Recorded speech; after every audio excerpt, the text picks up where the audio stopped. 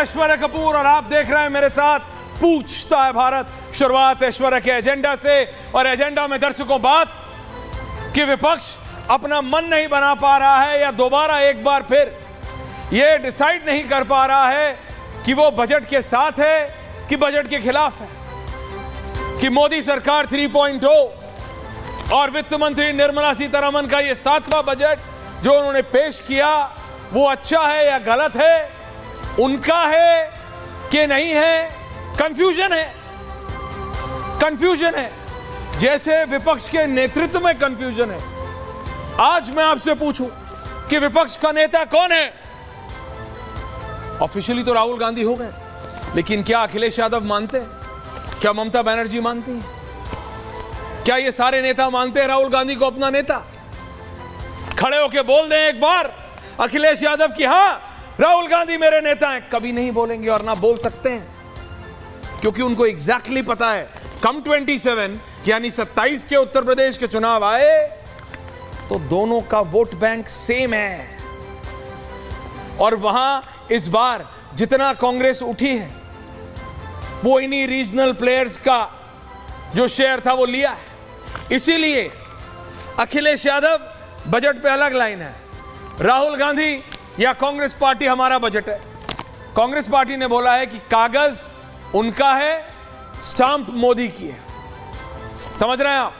सपा कह रही है बिल्कुल गलत बजट है, जो कह रहा है उसका है तो भी उल्टा है। समाजवादी पार्टी नेता तो यहां तक बोल गए। मैं सिर्फ इतना कह रहा हूं दर्शकों, राजनीति अपनी जगह है। जैसा मैंने कई बार पिछले सप्ताह में जब बात करते हुए कहा और बात की आपसे कि आखिरकार समझना यह है कि ये राजनेता आपको समझते हैं कि नहीं, यानी वोटर को, देश की जनता को। वोट मांगने आपके पास आते हैं, विषय अपने उठाते हैं, विषय अपने उठाएंगे। रिपीट कर रहा हूं, इनके लिए आरएसएस के फंक्शन में सरकारी दफ्तर जाए, सरकारी अफसर जाए या ना जाए, ये बहुत बड़ा इशू है। आपको पेट्रोल किस भाव मिल रहा है ये जरूरी नहीं। अखिलेश यादव, राहुल गांधी, डिंपल यादव, अभिषेक बैनर्जी, ये सारे विपक्ष के नेता हैं। ये कौन से मुद्दे उठा रहे हैं संसद में? क्या आपके मुद्दे उठा रहे हैं ये संसद में? क्या ये सरकार को कटघरे में खड़ा कर रहे हैं, जो कि विपक्ष का काम है? या ये अपने ब्राउनी पॉइंट्स एक दूसरे के ऊपर गेन करने में, ब्राउनी पॉइंट्स यानी ये अपना फायदा सोच रहे हैं, अपना निजी हित सोच रहे हैं? सरकार को आपने मौका दिया है तीसरी बार, नरेंद्र मोदी को आपने मौका दिया है तीसरी बार। देश की सरकार चलाने का आपने बागडोर उनके हाथ में दी है। वो सही करें या गलत इसका निर्णय आप लेंगे, लेकिन वो चेक में रहे। शहजाद पूनावाला की पार्टी राइट लेफ्ट ना जाए और अपनी लाइन पे चले, उसकी जिम्मेदारी किसकी है? विपक्ष की। संसद में विपक्ष की है। शहजाद का फोन पैच करिए जल्दी से। आप समझ रहे हैं मेरी बात? वो विपक्ष की जिम्मेदारी है। That's how the democracy works. जब मैं कहता हूं कि संसद सवाल पूछने के लिए है और सड़क आंदोलन करने के लिए, तो वो विपक्ष कहता है कि अच्छा अब आप हमें आंदोलन भी नहीं करने देंगे। आंदोलन करिए, सही जगह तो करिए। आप गलत टाइम पे गलत जगह गलत चीज करते हैं, इसीलिए तो आप विपक्ष में हैं। अगर सही टाइम पे सही चीज सही जगह की होती तो क्या पता उनकी 30 सीट और कम और आपकी 30 ज्यादा आई होती। Food for thought. आप समझिए मैं क्या कह रहा हूं दर्शकों। आज इट्स हाई टाइम कि आप लोग समझें कि चाहे राजनेता इधर बैठा हो या उधर, सत्ता में हो या विपक्ष में, उसे बात आपकी करनी चाहिए, उसे मुद्दे आपके उठाने चाहिए, उसे आपकी दिक्कत से मतलब होना चाहिए, अपनी दिक्कत से नहीं, अपने इंटर पार्टी रिलेशन से नहीं, अपने पार्टी की अंदर चल रही राजनीति से नहीं। मैं बात बीजेपी, कांग्रेस, एसपी, आम आदमी पार्टी सबकी कर रहा। इसी पे है आज पूछता है भारत, ये special report and then we debate. Thank you.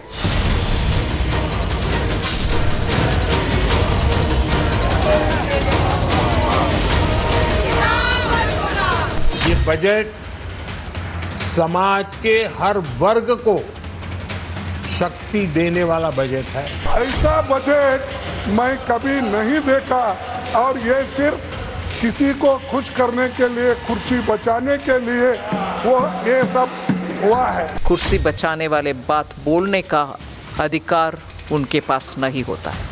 Ram राज्य की अवधारणा को साकार करने वाला पहला बजट जाना जाएगा। ये बजट नाउम्मीदी का पुलंदा है। ये कांग्रेस और इंडी गठबंधन को क्यों इससे दर्द है, क्यों आप सह नहीं पा रहे हैं? क्यों कांग्रेस बिहार विरोधी, आंध्र विरोधी और विकास विरोधी साबित होना चाहती है? ये तो सरकार बचाओ अभियान है, ये गवर्नमेंट का नहीं बजट, ये तो भारतीय जनता पार्टी का बजट है।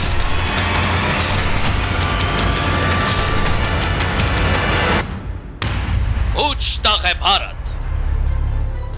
जी हां, पूछता है भारत।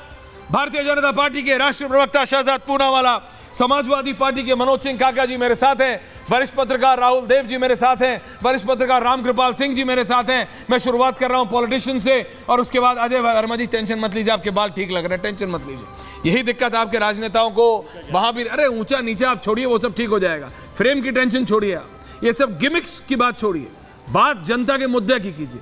आपके बाल ठीक है, मेरे बाल खराब है, उस सबसे फर्क नहीं पड़ रहा। मनोज सिंह काका को फर्क नहीं पड़ रहा है टोपी सीधी है कि नहीं, मनोज सिंह काका को फर्क पड़ता है विषय से। तो let's go on the point. Manoj Singh काका जी, आप पहले ये क्लियर कर दीजिए, ये बजट कांग्रेस का बजट है जिसपे बीजेपी ने अपना स्टैंप लगाया है, या बजट गलत है? विपक्ष, अरे आपने भी ठीक कर ली, ठीक है टोपी यार, मैं ऐसे बोल रहा हूं। हाँ बोलिए काका जी। पहले तो ऐश्वर्य आपको बहुत साधुवाद कि आपने बजट पर कम से कम इस देश के जनमानस को और दुनिया भर में कम से कम भारत के लोगों के लिए क्या अच्छे उपाय किए गए हैं, इस पर आपने संवाद रखा। आपने ठीक कहा, आपका मैं शुरुआती संदर्भ सुन रहा था, आपने सवाल उठाया कि क्या समाजवादी पार्टी के माननीय राष्ट्रीय अध्यक्ष जी ने जनमानस से, जनता से जुड़े हुए मुद्दों को उठाया? अरे आपकी जिम्मेदारी है, विपक्ष में ऐश्वर्य उठाया उन्होंने, इसलिए उठाया। अब सुनिए, वो आपने सवाल किया, इस सरकार ने इस देश के सदन में बताया है, जब सरकार से विपक्ष के लोगों ने पूछा कि आपने डीजल पेट्रोल पर विगत 10 सालों में कितना कमाया, तो सरकार ने यह बताया कि विगत 10 सालों में हमने डीजल पेट्रोल पर 300 गुना ज्यादा मुनाफा कमाया। कितना ज्यादा? 300 गुना। जो एक्साइज ड्यूटी पहले 9 रुपया 45 पैसे लगती थी, आज प्रति लीटर पर 35 से 40 रुपए लग रही है। वही सवाल राष्ट्रीय अध्यक्ष जी ने पूछा, इस देश के हुकूमत से पूछा, नरेंद्र मोदी जी के सरकार से पूछा कि आपने तो अपनी इनकम 300 गुना ज्यादा बढ़ा ली, क्या इस देश के आम जनजीवन में भी किसी की आमदनी 300 गुना ज्यादा बढ़ी? सरकार के पास इसका कोई जवाब नहीं।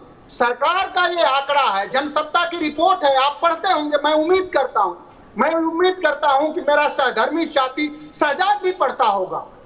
कि इस सरकार की रिपोर्ट है कि इस देश में 50% लोगों के पास नाश्ता के बाद लंच और डिनर के भोजन का प्रबंध नहीं है। तो जहां वो जो एक बात है कि कहां तो चरागा तय था हर एक घर के लिए, कहां चराग मैसर नहीं पूरी शहर के लिए, तो जिस मुल्क का 50% लोग बिना 2 जून के रोटी के दिन बिता रहे हैं, उस मुल्क के जो शहजादे हैं और जो उस मुल्क के चलाने वाले लोग हैं, जो प्रधानमंत्री हैं, वो अपने ही दृष्टिकोण से सबको देखते हैं। चूंकि वो 8,000 करोड़ के जेट से चलते हैं, वो चमचमाती हुई रोल्स रॉयल या कौन सी है डिफेंडर या लैंड क्रूजर से चलते हैं। हम सभी तो उन गाड़ियों को कभी देखे भी ना। ये कौन बोल रहा है? गाड़ियों से चलते हैं। आपने चेक कर लिया ना कि आपने पार्टी बदली तो नहीं है? नहीं, आपने पार्टी बदली तो नहीं, समाजवादी पार्टी में है ना आप। ये सब जहां आप जा रहे हैं आपको पता है ना। अगला सवाल शहजाद की तरफ से अगर आ गया कि आपके नेता कौन सी गाड़ी में चलते, नेता छोड़िए, आपके प्रवक्ता चैनल सुनिए। काका जी जब आप बोले मैं चुप रहा। काका जी रिलैक्स, ये आदत खराब है, this is called Anurag Bhadauria syndrome. आपके नेता छोड़िए, नेताओं की तो शहजाद में आ रहा हूं, नेता छोड़िए, आपके प्रवक्ता चैनलों की डिबेट में कौन सी गाड़ियों में जाते हैं, अगर ये पता लग जाए ना तो दिक्कत में आ जाएंगे आप। नेताओं की तो बात ही छोड़ दीजिए। कौन सा नेता कितनी पर्सनल विजिट, नहीं आपने इशू किया, आपने खड़ा किया, मैं इसलिए बोल रहा हूं। शहजाद जवाब देंगे, लेकिन मैं सिर्फ इसीलिए आप बोलने नहीं देते क्योंकि रियलिटी आ जाएगी सामने। Now you relax, everyone on air. Sharma 2 versus 2, Manoj Singh काका फेडर डाउन। मनोज सिंह काका को रखिए, लेकिन एक बात बता रहा हूं दर्शकों, अगर सिर्फ इतनी लिस्ट आ जाए ना कि किस पार्टी का नेता 1 साल में प्राइवेट ट्रिप्स, मनोज जी आपका फेडर डाउन है, पर्सनल ट्रिप चार्टर्ड फ्लाइट में कितनी बार गए और कितनी बार आए तो हैरान हो जाएंगे जिस दिन ये डेटा बाहर आ गया।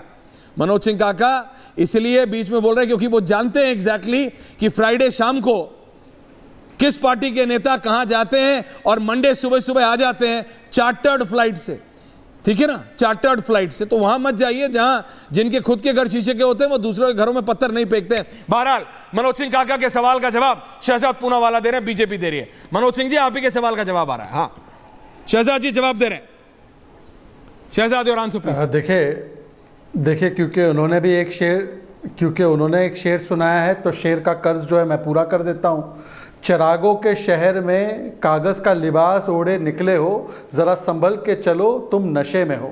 मैं इसलिए कह रहा हूं क्योंकि जब बाढ़ की स्थिति आई थी उत्तर प्रदेश में तो लाल टोपी को हटाकर अंबानी की शादी में कौन शरीक होने गया था ये पूरे देश ने देखा है, परंतु मैं उसमें नहीं जाना चाहता। उन्होंने कहा जनमानस के मुद्दे उठाते हैं हमारे जो राष्ट्रीय अध्यक्ष है, तो पूछ लीजिए किसानों के मुद्दे उठाने वाले, जनमानस के मुद्दे उठाने वाले 1200 किसानों की आत्महत्या 15 महीनों में कर्नाटका में हुई, उठाया क्या? पेट्रोल डीजल के दाम कर्नाटका में बढ़ाए गए, पानी बिजली दूध सब दाम बढ़ा दिए गए, बस फेयर बढ़ा देगी क्या? उठाया क्या? तेलंगाना में कैमरे के सामने किसान ने आत्महत्या की, कहा कांग्रेसियों ने मेरी जमीन छीन ली, उठाया क्या? तमिलनाडु में 65 दलितों ने उनकी हत्या कर दी गई, क्या आपने ये मुद्दा उठाया क्या? बंगाल में महिलाओं का जिस प्रकार से शोषण किया गया संदेश खाली से चोपड़ा तक, आपने मुद्दा उठाया क्या? एक बार बता दीजिए मनोज काका जी।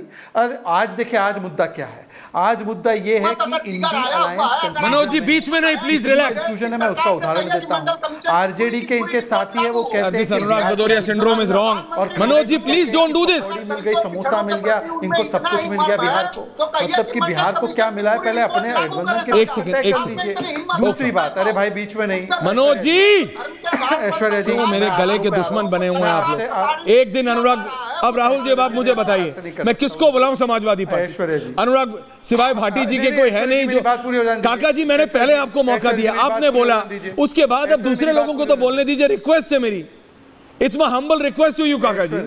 आपने पहले बोला मनोज भाई, उसके बाद मैं दूसरों के पास गया हूं, ऐसा तो मत कीजिए प्लीज।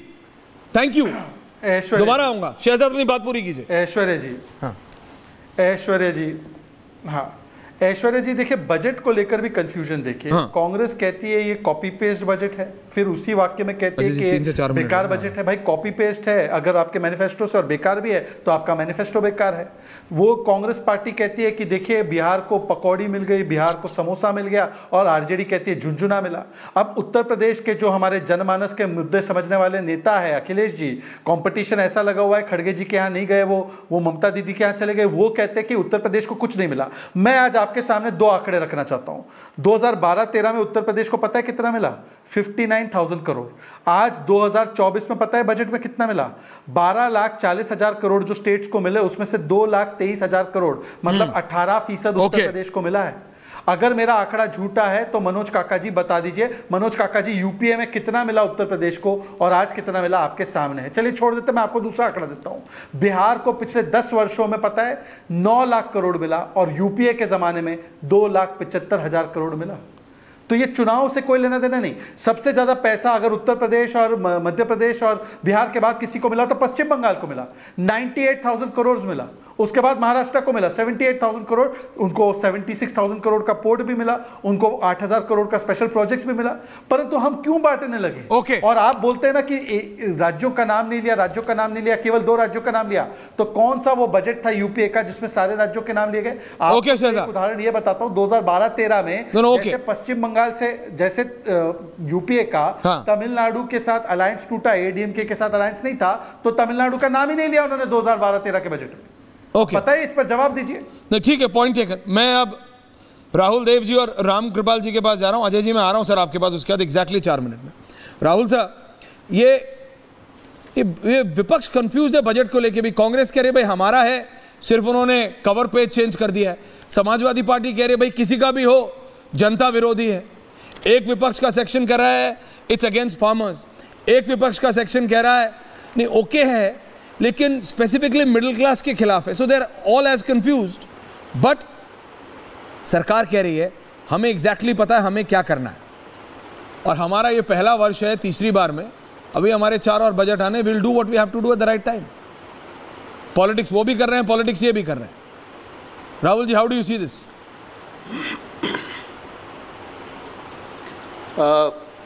ऐश्वर्य, बीच बीच में आपकी आवाज़ कट रही है, इसलिए बहुत सारे शब्द मैं नहीं सुन पाया, लेकिन जो मोटा समझ में आ गया है मैं उसके आधार पर बात कर रहा हूँ। वो है कुछ फ़ोन में समस्या है। तो देखिए, हर बार हर सरकार में बजट पेश होता है, सत्ता पक्ष उसको सबके हित का बताता है, विपक्ष जो भी हो। जब बीजेपी विपक्ष होती थी तो वो कांग्रेस या दूसरी के सरकार के बजट को खराब बताती थी, अब वो उल्टा है तो अब विपक्ष बता रहा है। ये स्वाभाविक है, और जिस विपक्ष में इतनी सारी पार्टियां हों, इतने नेता हों, तो वो अगर 10 नेता हैं तो 10 तरह की बातें कहेंगे, 20 नेता हैं तो 20 तरह की बातें होंगी। तो इस पर हमें ज़्यादा समय नष्ट नहीं करना चाहिए। सवाल ये है कि बजट कैसा है, उस पर अर्थशास्त्रियों ने क्या कहा है, किस राज्य की क्या ज़रूरतें थी, उनको कितना कैसा मिला है। हमें ये याद रखना चाहिए कि एक गठबंधन सरकार है, और ये स्वाभाविक था कि इसमें गठबंधन के सहयोगियों को, जिनके आधार पर सरकार बनी और चल रही है, उनको ज़्यादा मिलेगा। उनको स्पेशल पैकेज भले ही ना दिया गया हो, लेकिन उनको अलग से कुछ प्रावधान किए जाएंगे। एक तो ये है, ये होना ही था। इस पर अब ज़्यादा मीन में करने से कोई फ़ायदा नहीं है। सवाल यह कि क्या कुछ प्रदेशों के साथ अन्याय हुआ। मैं अर्थशास्त्री नहीं हूँ, इसलिए मैं इस पर तो नहीं कहूँगा कि किसके साथ अन्याय हुआ, लेकिन सरकार अपनी वरीयताओं के हिसाब से एलोकेशंस करती है, लेकिन एक सीमा के बाद उसको अपने एलोकेशंस को 14वें, 15वें या 16वें जो वित्त आयोग होता है उसकी सिफारिशों के आधार पर ही उनकी सीमा के भीतर रखना पड़ता है। देखना पड़ेगा कि भाई क्या उस सीमा का उल्लंघन हुआ है कहीं पर, क्या कहीं पर जो अधिकार बनता था उससे कम दिया गया है। एक चीज़ साफ दिख रही है कि इस सरकार ने अपने पिछले जो दो मोदी बजट हुए या सीताराम जी, निर्मला जी के हुए जी, वो एक पूरी स्पष्ट बहुमत वाली सरकार के थे, जिनके ऊपर कोई मजबूरियां नहीं थी। इस बार उनके साथ 2 मजबूरियां थीं और उस पर उनको ज़्यादा ध्यान देना ही था। सवाल यह है कि क्या इससे रोजगारों का निर्माण होगा, क्या इससे खेती, जो एक रूरल डिस्ट्रेस की बात की जा रही थी, वो कम होगी, क्या छोटे लघु और मध्यम उद्योगों को जो बार बार कहा जाता है वायदे उनसे किए जाते हैं, क्या उनको फ़ायदा होगा, क्योंकि सबसे ज़्यादा नुकसान उनको हुआ है। तो ये ऐसे जो भारी बड़े मुद्दे हैं, हमें मुझे लगता है उस पर ध्यान देना चाहिए। इस बहस में कि विपक्ष क्या कह रहा है और पक्ष क्या कह रहा है, इसमें कम से कम मुझे टिप्पणी करने की कोई ज़रूरत नहीं। लेकिन आपको लगता है कि ये प्रो पीपल्स बजट है कि नहीं? शहजाद में आ रहा हूं। राम कृपाल जी, आपका क्या व्यू पॉइंट है इसमें? राहुल जी को भी सुना आपने। ग्राफिक्स ऑन है with 4 people. Thank you very much. Rahul ji ने जो बात कही, मैं उसी को एक आगे बढ़ा रहा हूं। सर, पहली बात तो मेरी ये है, पहली बात तो ये है कि सारी प्रतिक्रिया बजट को लेकर के नहीं है। माफ़ कीजिएगा, ये बजट बनाने वाले को लेकर के है, विरोध बजट पर नहीं है। बहुत सारे लोगों ने बजट को पढ़ा भी नहीं है ठीक से, ईमानदारी की बात यह है, लेकिन वो प्रतिक्रिया दे रहे हैं। और जैसा राहुल जी ने कहा कि ये आज़ादी के बाद से एक नैतिक जिम्मेदारी है तमाम पॉलिटिकल पार्टीज़ की कि जो सत्ता में बैठा है वो जो भी करेगा वो ख़राब है। चूँकि वो कर रहा है, इसलिए नहीं कि वो ख़राब है, वो कर रहा है, तो सारी जो गुस्सा है, सारा चीज़ है कि 11वीं बार भी ये बजट वही बना रहे हैं, हम क्यों नहीं, हमको मौका मिला। दर्द इस बात का है। एक बात और कहूँगा कि मैं तो बहुत एक सिंपल चीज़ पूछता हूँ, जो कुछ आय होगी, देखिए बजट आज की तारीख में क्या है, जैसा मैंने कल भी आपके कहा था कि 1990-91 में कस्टम ड्यूटी को 100 से लेकर के 2 और 5 पर लाके मनमोहन सरकार ने कर दिया था नरसिम्हा राव के ज़माने में। वो वहाँ पे कोई गुंजाइश नहीं है किसी सरकार के लिए कुछ ज़्यादा करने की। दूसरा, जीएसटी आने के बाद इनडायरेक्ट टैक्सेशन वैसे भी अलग हो जाता है। बजट में ऐसा नहीं होता, बजट आज की तारीख में जो कुछ है कि उससे बिल्कुल कायाकल्प हो जाएगा। बहुत सारी आर्थिक गतिविधियाँ ऐसी हैं, जो नीतियाँ हैं, उन नीतियों के तहत। दूसरी बात मेरा कहना है, आय और व्यय, ये तो आप कह सकते हैं कि जो पैसा आएगा आए, वो खर्च कहाँ कहाँ होगा, उसमें से कोई पैसा बीजेपी या किसी पार्टी के फंड में नहीं जा रहा है, वो आपके सामने है, उसका लेखा जोखा सामने है। आप ये कह सकते हैं कि ये जो एलोकेशन है, ये नहीं होना चाहिए था, यहाँ ज़्यादा होना चाहिए था। Point taken sir. डिफेंस का, क्योंकि देखिए इसमें सारा एलोकेशन आपके सामने है। आप ये कह सकते हैं कि इसको और यहाँ से निकाल के यहाँ और डालते हैं, अजय जी आ रहा हूं, या फिर आप बताइए कि सरकार ऐसा क्या कर सकती है कि ताकि और ज़्यादा, सिवाय इसके कि कर्ज लेने के। अजय जी फिस्कल डिफिसिट पर अगर ये 5% से ऊपर गई होती तो पूरा विपक्ष आज बीजेपी को गाली देता होता, और विपक्ष ही नहीं, सारी अंतर्राष्ट्रीय एजेंसियां, आपको मैं बता दूं 5% से ऊपर अगर जाता तो आपकी रेटिंग गिराई जाती। वही देखिए सबसे बड़ा जो मैं इसको तारीफ करूंगा इस सरकार की कि फिस्कल डेफिसिट कोरोना के बावजूद आज 5 के नीचे है, और अगला जो टारगेट है कि इसको 4 तक ले आएंगे। ये बहुत बड़ी चीज़ है। जो भी इकोनॉमिक्स जानते हैं, जो भी फिस्कल डेफिसिट को जानते हैं, उनको ये बात माननी पड़ेगी। नहीं, बिल्कुल माननी पड़ेगी। लेकिन सर अभी कांग्रेस कह रही है भाई हमको नहीं समझना ये, हमको ये समझना है कि हमारे 1000 रुपए में या 500 रुपए में कितनी सब्जी आएगी।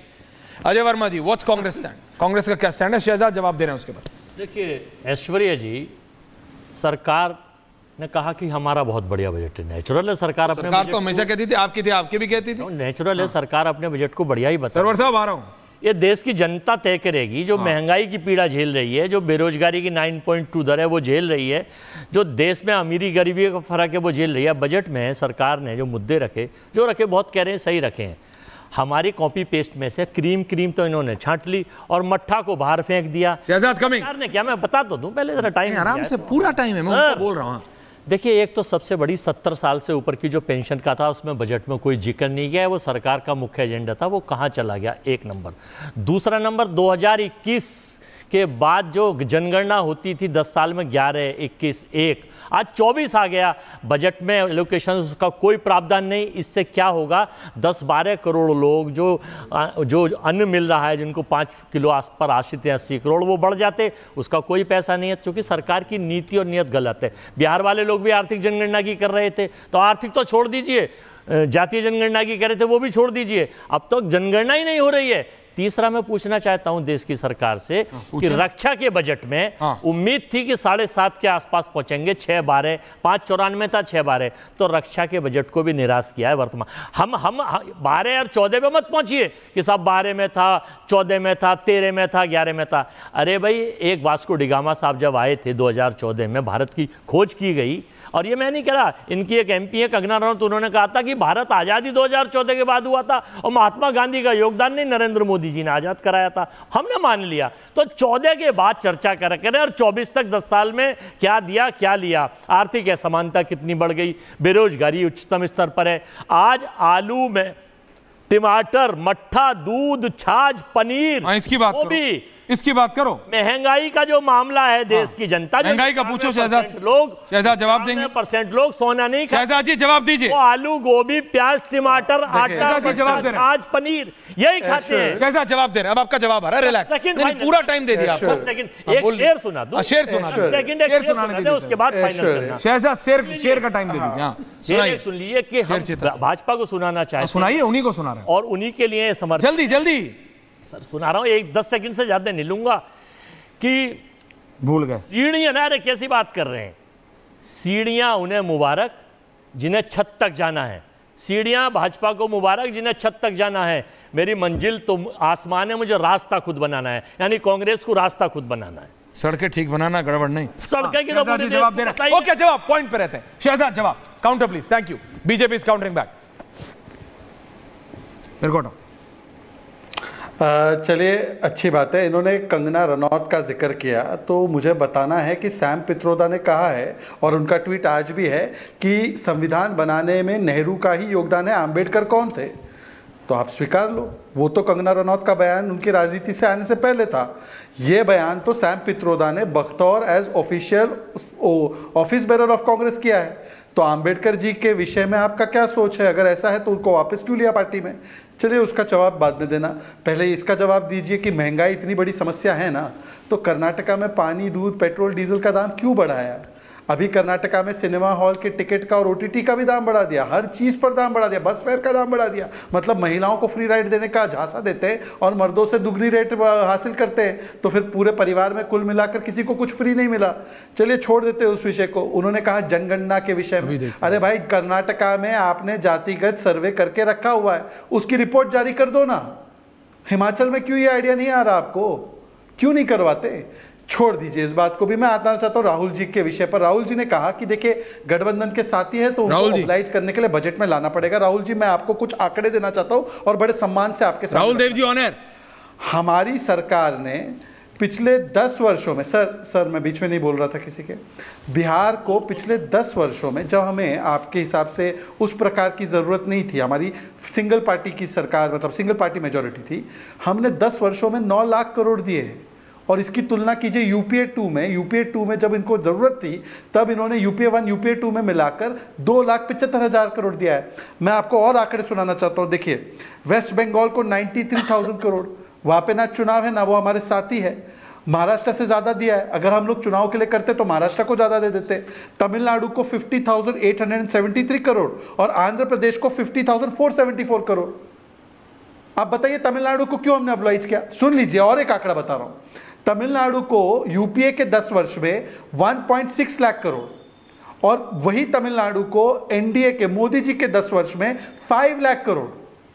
राहुल जी ये आंकड़े झूठ नहीं बोलते। इसलिए मैं कहता हूं कि आज हमने जो 30 लाख करोड़ स्टेट को दिया जाता था वो 120 लाख करोड़ पे आए। 31% डेवल्यूशन होता था, आज 41 + 1% 42% डेवल्यूशन होता है। हमने बिना कोई इस प्रकार का राजनीतिक मकसद देखे हुए देश को कैसे आगे बढ़ाने के लिए बजट दिया है उसके हिसाब से आवंटन किया है। और मुझे लगता है कि कम से कम अभी ये हमारे भाई शेर वगैरह सुना रहे थे, एक शेर तो उन पर भी लागू होता है कि ताउम्र कांग्रेस वही गलती करती रही, धूल चेहरे पर थी कांग्रेस आईना साफ करती रही। भाई आप नीति आयोग का बहिष्कार कर रहे हो, कभी इंडिपेंडेंस डे के समारोह का बहिष्कार कर देते हो, कभी संविधान दिवस का बहिष्कार कर देते हो। मोदी विरोध में देश विरोध पर कब तक उतर आओ? ओके, राहुल देव जी जवाब दे रहे। Rahul ji, because you coated Rahul ji. Rahul Dev ji, काका जी आ रहा हूं उसके बाद। देखिए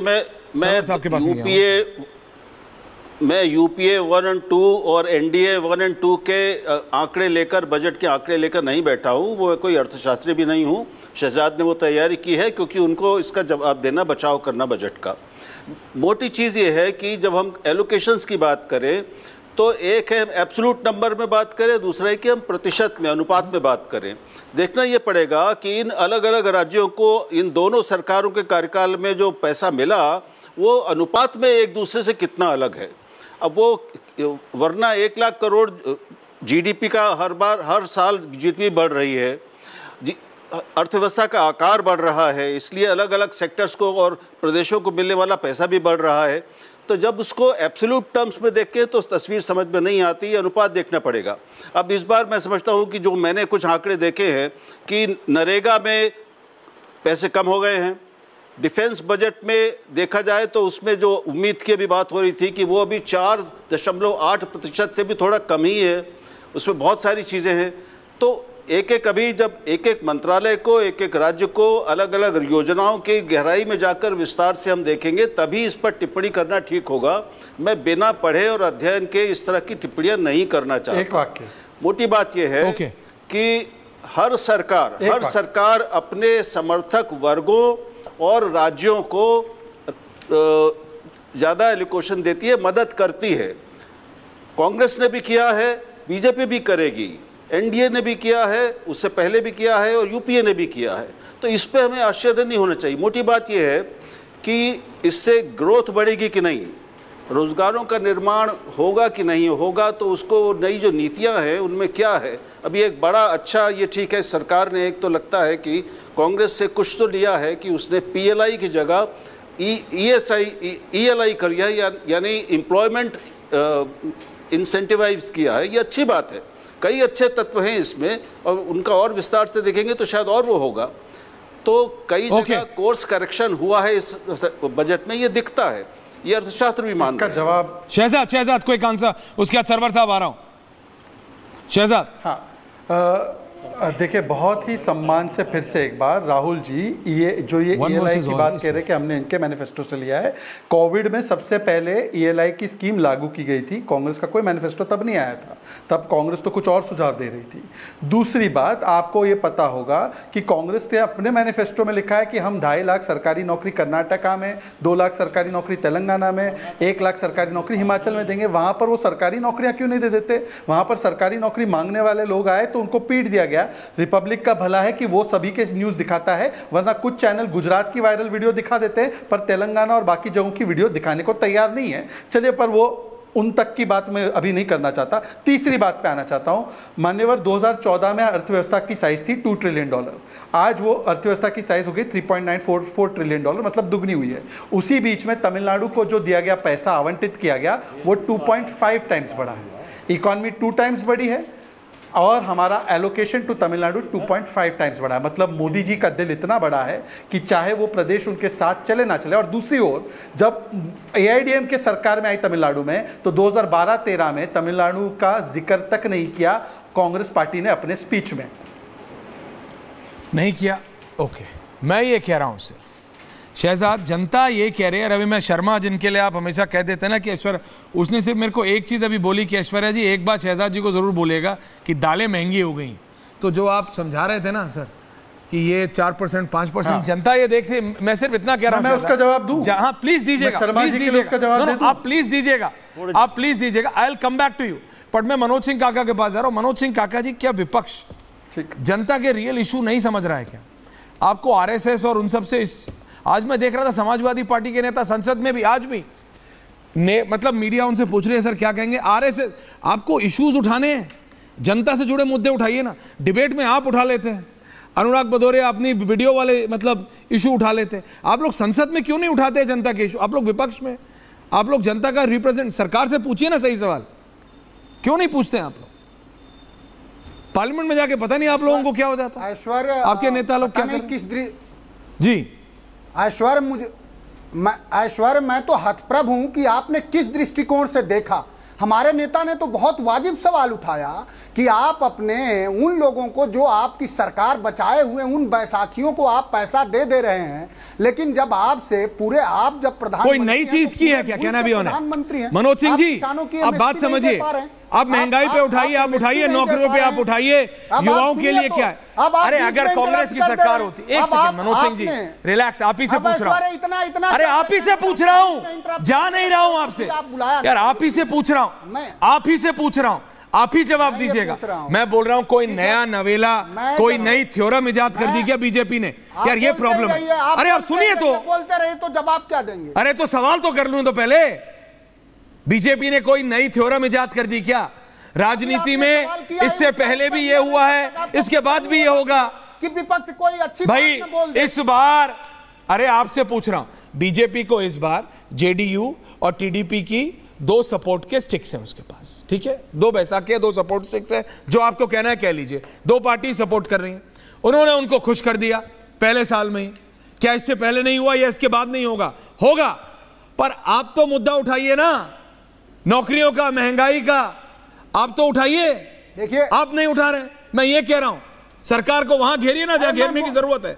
अरे हम लोग लगातार उठा रहे हैं, उसको आप दिखाइए ना साहब, आप दिखाइए ना। हम तो शहजाद से पूछ रहे हैं कि देश के प्रधानमंत्री जो कहते थे कि 2 करोड़ रोजगार हर साल देंगे, 2 करोड़ रोजगार हर साल देंगे, वही प्रधानमंत्री 10 साल प्रधानमंत्री रहने के बाद इस देश की सदन में कहे कि हम 10 साल रहने के बाद मात्र 7,21,000 दे पाए। तो आप सवाल करिए ना नरेंद्र मोदी से कि 2 करोड़ हर साल के हिसाब से तो 10 साल में 20 करोड़ होता है, और 20 करोड़ के बजाय आपने 7 लाख दिया, ऊंट के मुंह में जीरा। इस देश में जो रोजगार सृजन है उसके लिए आप कोई प्रबंधन नहीं कर रहे हैं, FDI ला रहे हैं, सब चीजों का निजीकरण कर रहे हैं। निजीकरण इसलिए कर रहे हैं सब संस्थानों का, पब्लिक सेक्टर की कंपनियों को, कि आपको इस देश में दलितों, पिछड़ों, अल्पसंख्यकों को भागीदारी नहीं देनी है शासकीय रूप से, उनके आरक्षण को बैन करना है। यही बात हम लोग कह रहे हैं। इस देश में अग्निवीरों का सवाल किसने उठाया? मेरे तो परिवार में सगे 2 भाई आर्मी में हैं। हमने हजारों बार कहा कि ये जो देश के सामरिक सुरक्षा के साथ जो आप खिलवाड़ कर रहे हैं, अब शहजाद के घर में 20 रुपया किलो अरहर की दाल आ रही होगी, तो हम आप क्या ही जवाब दे सकते हैं? आपने कितना साधारण बात पूछा, कि भाई दाल हो गई 200 रुपया किलो, और उत्तर प्रदेश के एक मंत्री 100 रुपए से ज्यादा दाल की कहीं कीमत ही नहीं है। तो अब सवाल है कि सावन के नहीं, वो सूर्य प्रताप शाही जी वाला तो बिल्कुल बहुत मतलब एम्बैरेसिंग मोमेंट है यूपी बीजेपी के लिए, और ये बात उत्तर प्रदेश की बीजेपी यूनिट जानती है कि अगर किसी प्रदेश के एग्रीकल्चर मिनिस्टर को दाल का रेट नहीं पता होगा तो बहुत एम्बैरेसिंग। लेकिन सरवर साहब, ये भी एक राजनीतिक तबका कह रहा है, कांग्रेस के कुछ लोग, विपक्ष के कुछ लोग, कि ये एक धर्म के खिलाफ बजट। आपको ऐसा लगा? कि मेरे को नहीं लगा। मैं आपसे पूछ रहा हूं, है कि आपके नजर में कैसा है? शेर व शायरी का दौर चल रहा था, बड़ा अच्छा। मैंने कहा मैं भी एक शेर पहले सुना ही। अच्छा, सुनाओगे क्या? आप भी सुना। कोई उरूज देना, राहुल जी को भी रखिए। हाँ, कोई उरूज देना जवाल दे, मुझे सिर्फ इतना कमाल दे, मुझे सीधी राह पे डाल दे कि जमाना मेरी मिसाल दे। मैं तो कई वर्षों से देखता आ रहा हूं, जैसा राहुल जी ने कहा, रामकृपाल जी ने कहा, ये कोई भी सरकार जो बजट लाती है तो एक ऐसा मिसाल सामने लाई है कि सरकार ने बजट पेश किया हो और विपक्ष के कोई नेता खड़े होकर करेंगे नहीं इसमें 80% से तो मैं सहमत हूं, बहुत बेहतरीन है, 20% पे जो है आपत्ति है, और अगर उसमें सुधार हो जाता या उनको जोड़ लिया जाता, इन्हें इंक्लूड और एक्सक्लूड की बात आप करते 10%, 20%, 25% में, तो एक बात समझ में आती कि कुछ तो आप सहमत हैं। यहां तो दो तरह की बात आ गई। एक सवाल आया कि जी कॉपी पेस्ट किया गया, तो कॉपी पेस्ट किया गया तो आपको तो वाहवाही देनी चाहिए कि आपने अनुसरण कर लिया मेरा। वो भी नहीं कर रहे हैं, वो भी नहीं कर रहे हैं। अजय जी आ रहा हूं।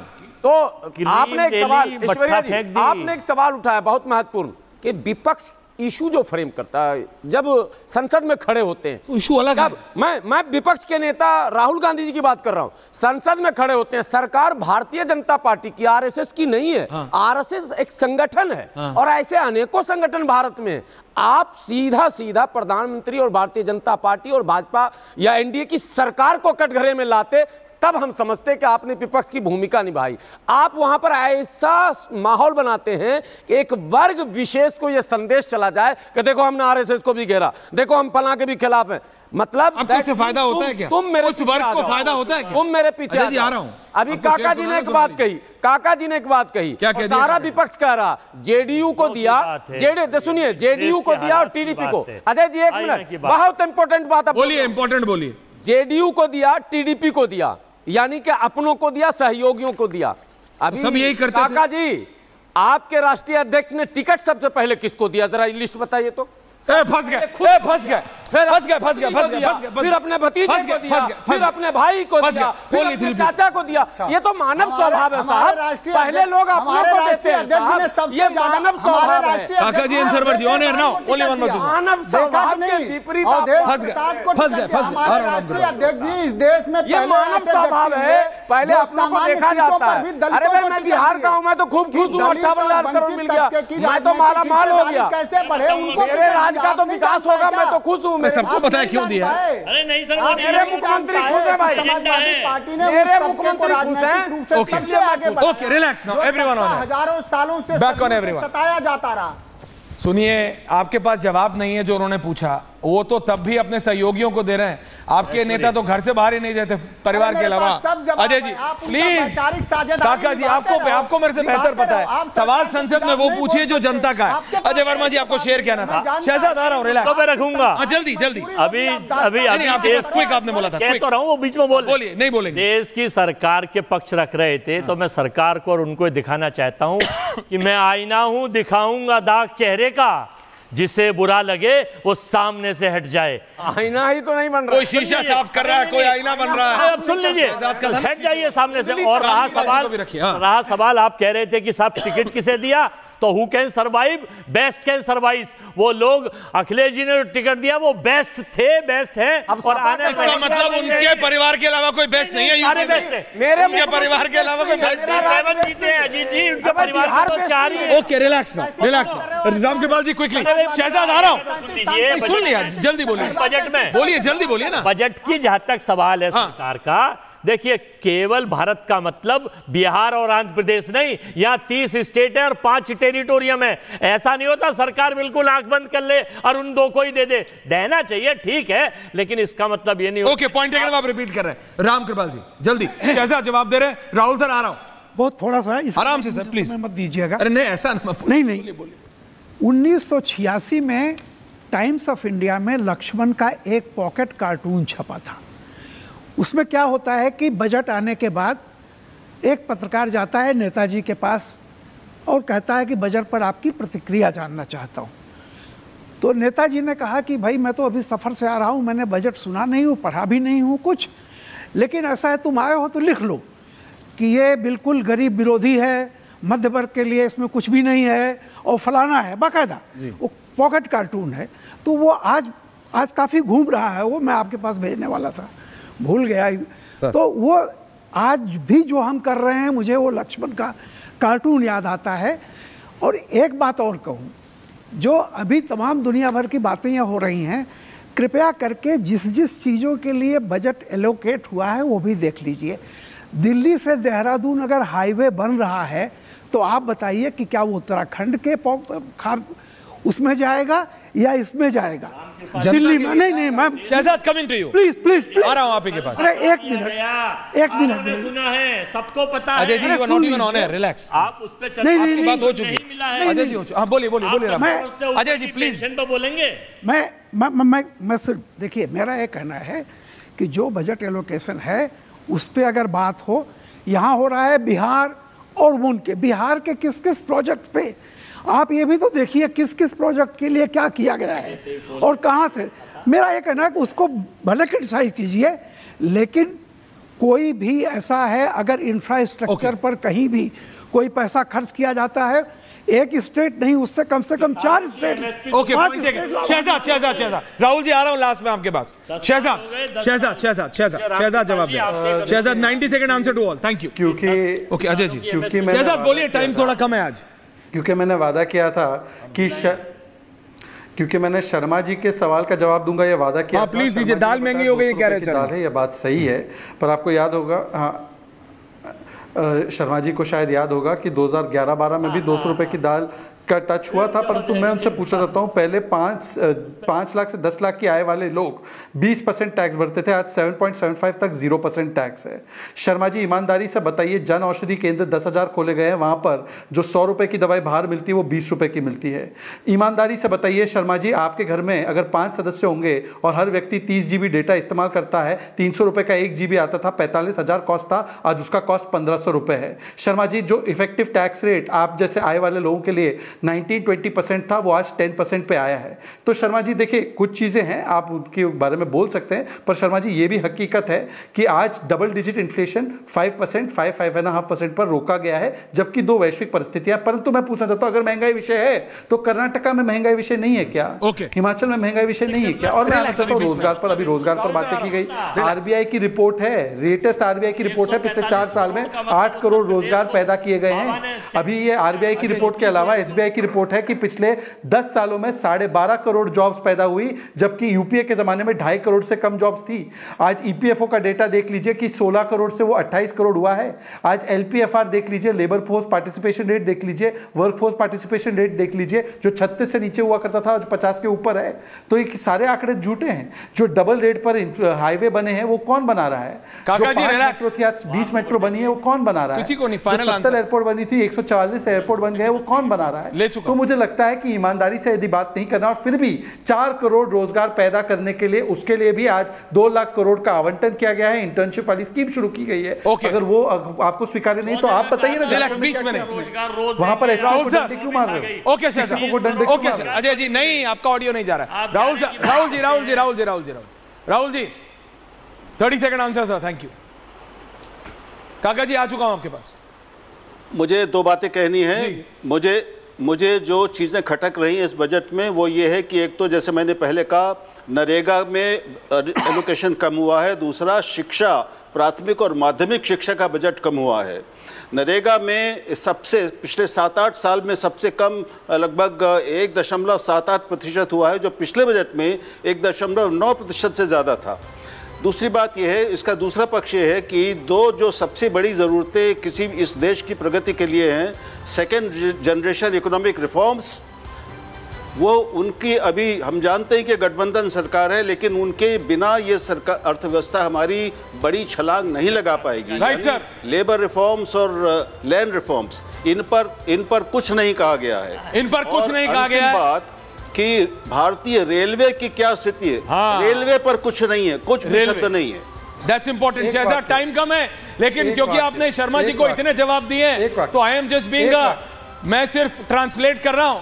तो शर्मा कह रहे हैं भाई सर डेटा के बिना 2 दिन रह लेंगे, टमाटर के बिना नहीं, दाल के बिना नहीं सर, दाल का भी जरा थोड़ा रेट का ध्यान रखिए। बहुत बहुत धन्यवाद आप सबका पूछता है भारत में। Thank you very much, thank you.